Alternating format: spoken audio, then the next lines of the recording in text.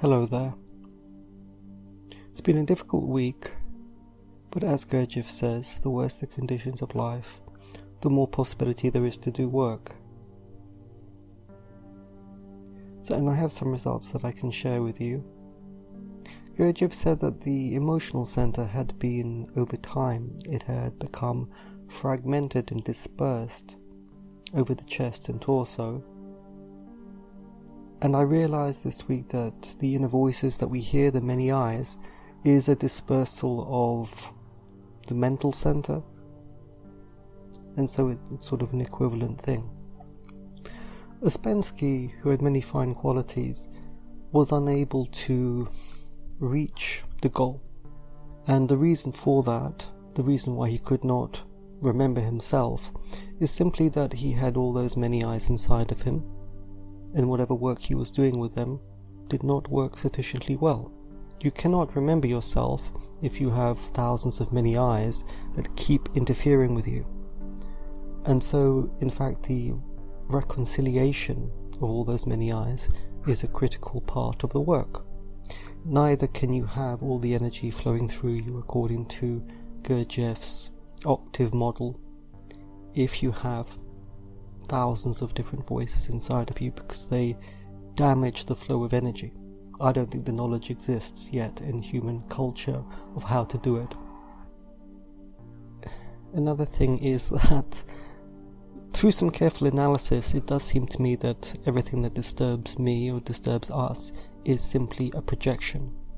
Projection is a natural part of life where our problems or our existential learning can be worked on outside of us or inside of us.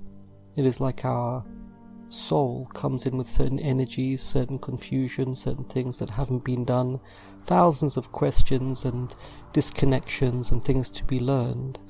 And if you're a spiritual person or a yogi, you can work on them inside of you. Most people don't have an inside, so they work on them outside. They project all these things onto the people and events of this world. And if you had been born in a different world, all those things that are inside you that are yet to be worked on and that are the material of your growth, you would have projected them onto another family on another planet, but the material would have been more or less the same, because that material is you. Those questions and those problems are part of you.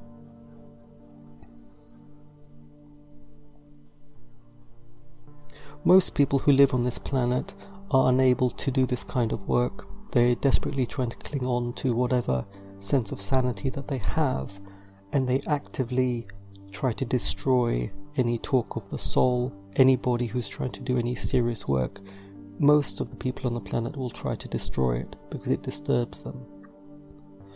There is this idea that we only use 10% of our brain or some small portion of our brain or our power.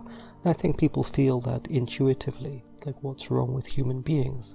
And what's wrong is that the many eyes have fragmented human power, that people cannot be what they wish to be.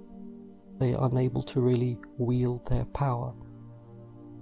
Somebody was asking me about the effect of ChatGPT and AI technologies.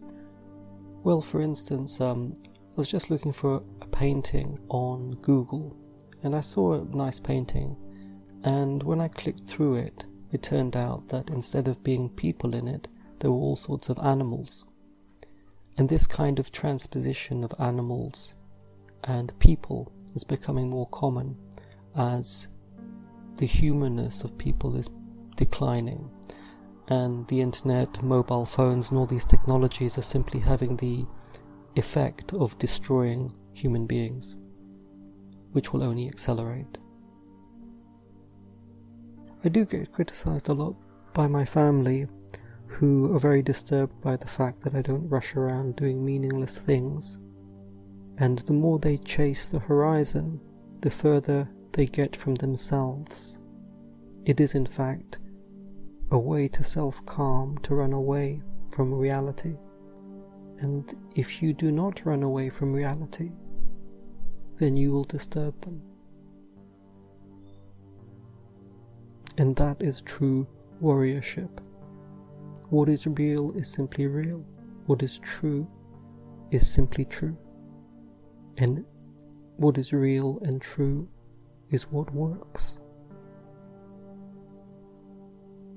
And we all want to enter a state of love and peace, but it does not come from doing what the other people on this planet are doing.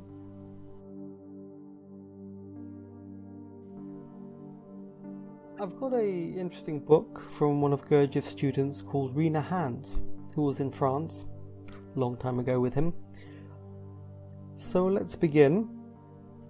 Rina Hands says, "A rather strange incident happened today when a sort of postman arrived with a new telephone book just as we were sitting down to lunch. Mr. Gurdjieff invited him to eat with us, and he did so, taking part in everything absolutely to the manner born. Even when asked, having heard the toast, which idiot he was, he replied that he could not really say he was an ordinary idiot, but thought he would do better to choose to be a super idiot. Mr. Gurdjieff was delighted with him and sent him off with 2 bars of chocolate, 1 for self and 1 for wife, to eat in bed and think of me." This is the first time I've seen a total stranger at the table, but there are often people here who do not seem to be at all connected with the work. There is in particular one very venerable old man who comes quite frequently. He is an arch-idiot, and whenever he is present we must all rise to our feet and bow to him when the arch-idiots are toasted, for he is said to be the patriarch of the arch-idiots.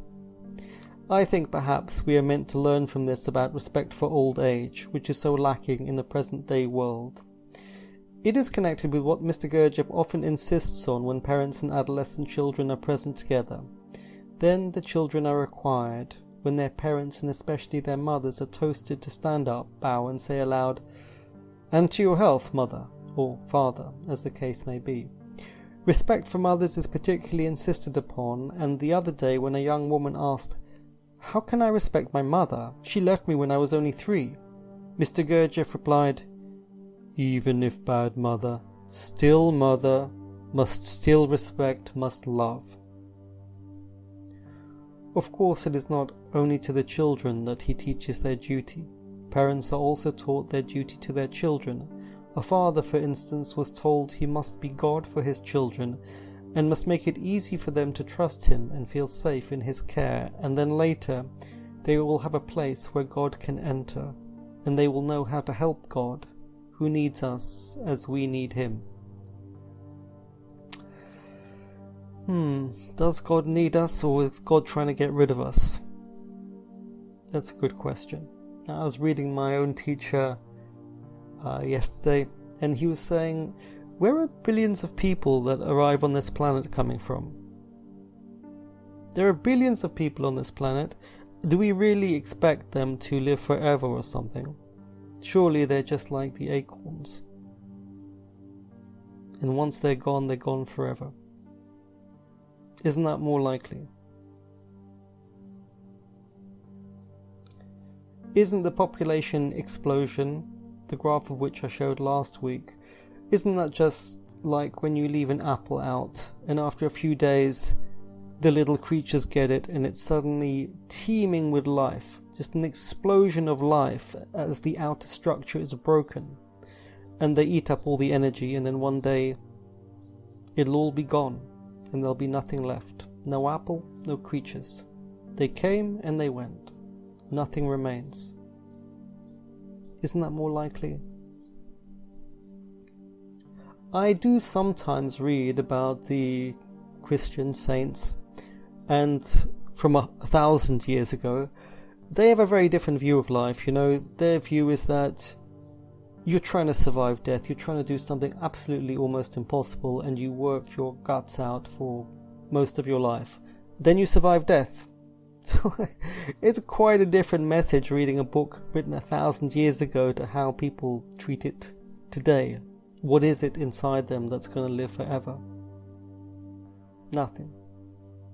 Gurdjieff said that they had a small soul. I mean, perhaps he means that just by the virtue of being a three-brained being, somehow they survive somehow? I don't think so.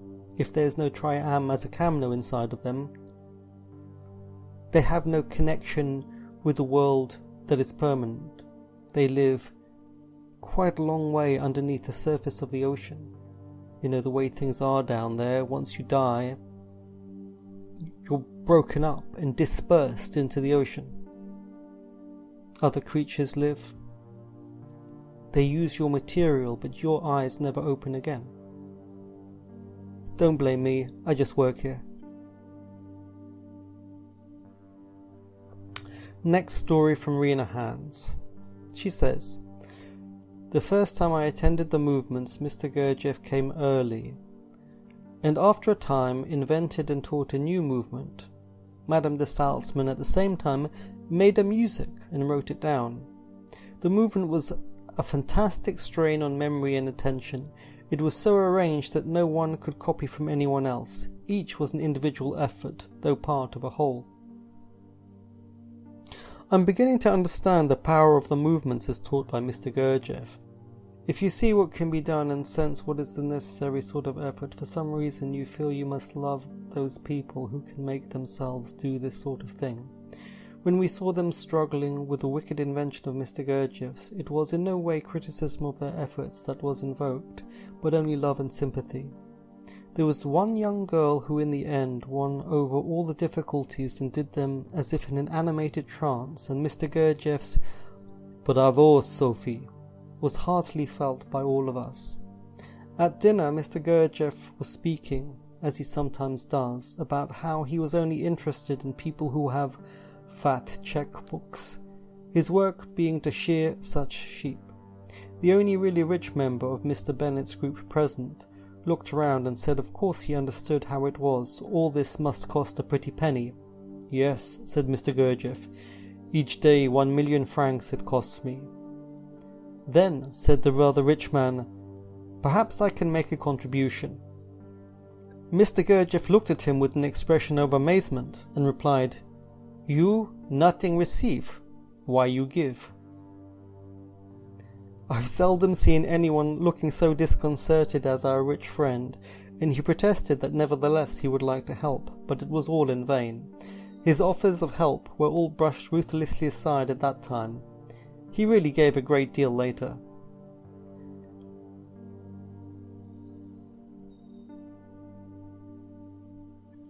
I think the Sophie of the story is Gurdjieff's daughter, if I understand it correctly. In another part of the book, he says, 'Bravo, Sophie! For this I show you genuine, forged 1,000-franc note.' To which she replies, 'Oh, that's all right, I've got one too.'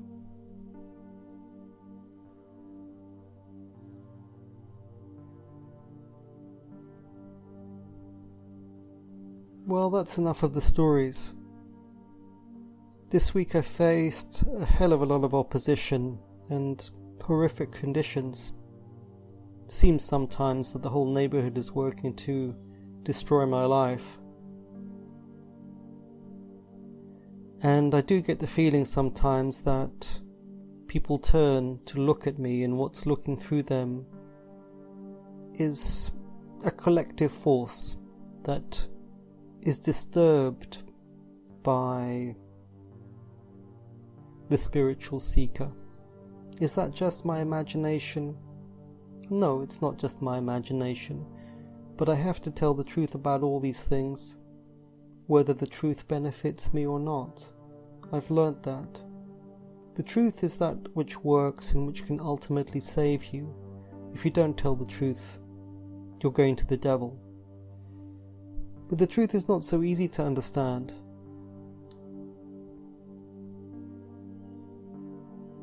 The planetary forces on this planet have a very good reason to keep things as they are, and as I've explained many times, you have to respect the earth and the ways of people, and leave them to it. They have a job.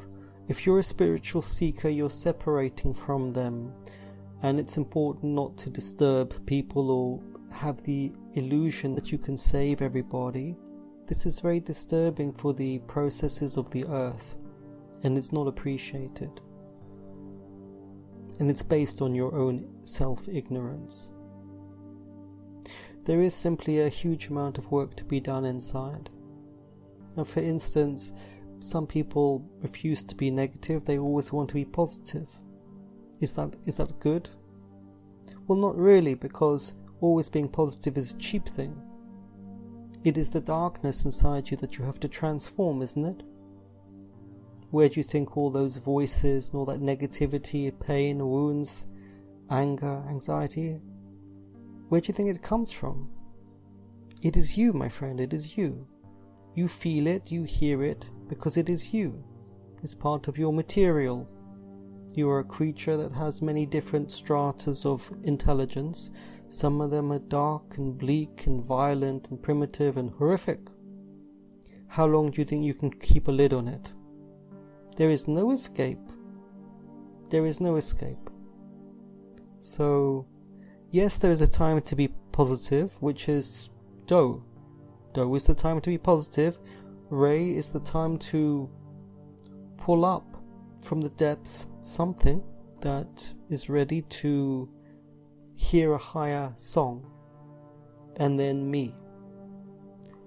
The higher actualizes the lower to create the middle. And the middle becomes the higher for the next lower, or the lower for the next higher. That's one of the reasons why Gurdjieff always tried to get something out of every action, out of every meeting, out of every event, because there is a continuous chain of events, and our job should be to work upwards. At every step, choose to actualize the higher and step into the newly actualized chain. I'm convinced that human beings know almost nothing today. They don't understand what the question is, and they don't understand what the answer is. When you hear people talking, the truth is that they haven't considered anything that they are saying. They've never really thought about it, and it doesn't really mean very much. People talk and talk and talk. All the talking gives you the impression that there's something different between this person and that person, but in fact they're pretty much all the same. They're all the same because nobody has considered anything, and they don't really know what they're saying. To actually stop and consider the logic or the reasoning of what you're thinking, what you're doing, is very rare for people, and it's a steep upward climb to start doing that. And that is the development of your own intelligence. But like I said, people talk and talk and talk. It just doesn't mean anything, because they have not confronted anything in their reasoning. It's really quite strange. I mean, the difference between an awakened seeker and ordinary people is quite a lot. The ordinary people do not recognize this. Do you see the problem? They have no need of spirituality because they cannot see enough to see a problem. I don't blame anybody. I'm not trying to be harsh. I'm not making any judgments. It just seems to be this way. If people know something, it's certainly not with their talking or their mind.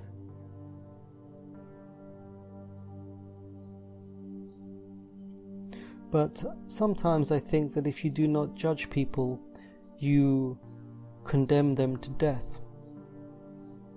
Why? Well, Gurdjieff says that in the modern world, because everybody's so atomized, people no longer have the natural interactions with their fellow men where they are corrected, where they gently judge and push each other and guide themselves to the right way to live. That doesn't happen anymore. Even when I was young, it was common for any adult in England to tell off children and make sure everything is organized. Anybody, any adult would say that to any child, because it was something that was left over from traditional society. Nowadays, nobody says anything to anybody. The Buddhist non-judgment, what it actually originally meant was to have reached a level of extreme intelligence where your identity can enter into a higher state with the judgments of a completely different quality, and to fully abandon the human world. That's where the idea of non-judgment comes from, but it is interpreted, of course, by the masses. It's interpreted to mean that you don't perform your responsibilities to tell the difference between 2 and 3 or black and white, up and down.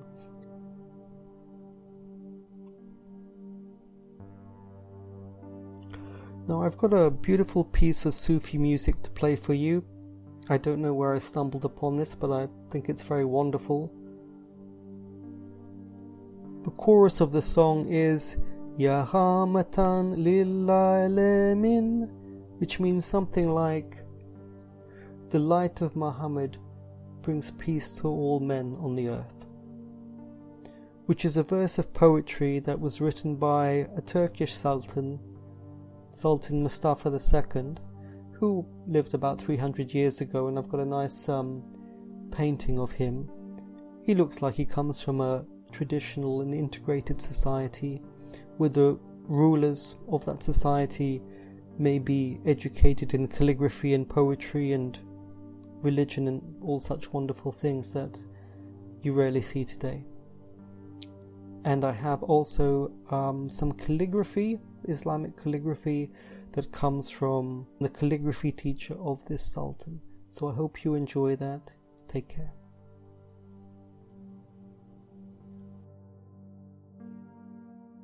Daim salat olsun sana ya rahmeten lil alemin. Benim halim her dem acı ya rahmeten lil alemin. Ya rahmeten lil alemin. Ya rahmeten lil alemin.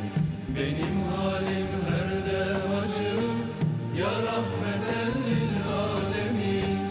Ya rahmeten lil alemin. Ya rahmeten lil alemin. Kafir diler cenge bizi, cenkten sakınmayız gözü. Rahmeyleyip kayır bizi, ya rahmeten lil alemin.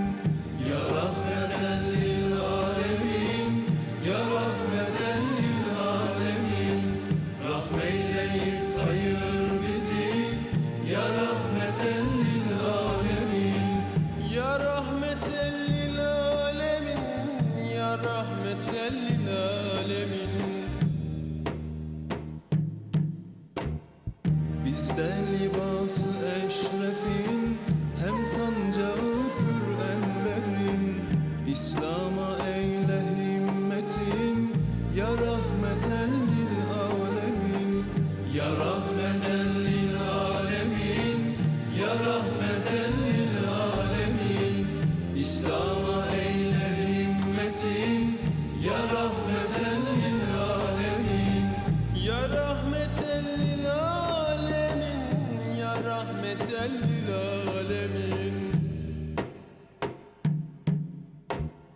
Meşrur ola hep ümmetin, makhur ola din düşmanın. Lütfet şarabı kevserin, ya rahmeten lil alemin. Ya rahmeten lil alemin. Ya rahmeten lil alemin. Lütfet şarabı kevserin, ya rahmeten lil alemin. Ya rahmeten lil alemin. Ya rahmeten